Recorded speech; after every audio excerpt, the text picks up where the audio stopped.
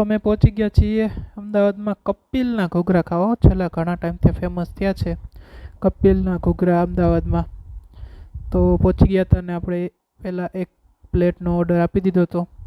અને અહીંયા તમે જુઓ તો એકારે 2-3 જણા તો બનાવવામાં હોય છે, ગરમા ગરમ ઉતરતા હોય છે, એટલો અહીંયા ટ્રાફિક હોય છે. તો આ જુઓ તમે એક પ્લેટ બનાવે છે હવે, અને 3 જાતની ચટણી છે. એક ડીશમાં 3 ઘૂઘરા હોય છે. આ એમની છે લસણ મરચાંની ચટણી તીખી, પછી આ એક ગ્રીન ચટણી હોય છે કોથમીર મરચાંની, અને આ એક એમની ગળી ચટણી હોય છે. ઉપરથી નાખી દે છે સિંગ અને સેવ, અને આ જો આખી પ્લેટ જે ઘૂઘરાની તૈયાર થઈ ગઈ છે. તો આવી રીતના ગરમા ગરમ ઘૂઘરા જ અહીંયા ઉતરતા હોય છે, એક પછી એક તમને ગરમા ગરમ જ ઘૂઘરા મળી જશે. મસ્ત હવે આપણી ઘૂઘરાની પ્લેટ આવી ગઈ છે, ગરમ છે.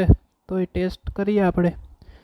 તો પહેલાં તો પેલું બાઈટ લેતા જ બહુ જ ગરમ હતું, તો એ સ્વાદ જ એવો હતો કે તમને ગરમા ગરમ આવ્યો ભેગા ખાવાનું મન થઈ જશે. અને લોકેશનની વાત કરું ને તો ગોતા પાસે આપણે જે ચાંદલોડિયા બ્રિજ છે ને, આ બ્રિજ એની નીચેની સાઈડ આવેલું છે કપિલના ઘૂઘરા. તમે મેપ ઉપર સર્ચ કરશો ને તો આરામથી તમને મળી જશે કપિલભાઈના ઘૂઘરા.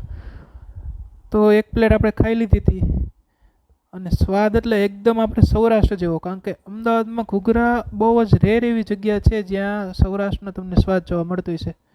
અને પ્લેટની કિંમત ફક્ત 30 રૂપિયા જ છે. આપણે હજી એક પ્લેટ ફૂલ તીખી બનાવવાનું કહી દીધું હતું, તો વધારે તીખી ચટણી, લીલી ચટણી અને ગળી ચટણીનો એનો સ્વાદ જોરદાર હોય છે. ગળ્યો સેવ ને સિંગ ને બધું નાખીને હજી એક આપણી તીખી પ્લેટ આવી ગઈ હતી.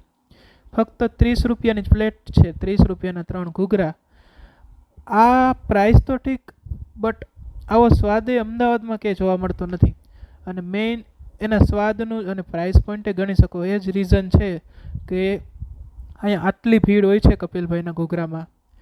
અને ટાઈમિંગ તમને કહું તો 10 વાગ્યાથી ચાલુ થાય, સવારના 10 થી સાંજના 7 વાગ્યા સુધી હોય છે.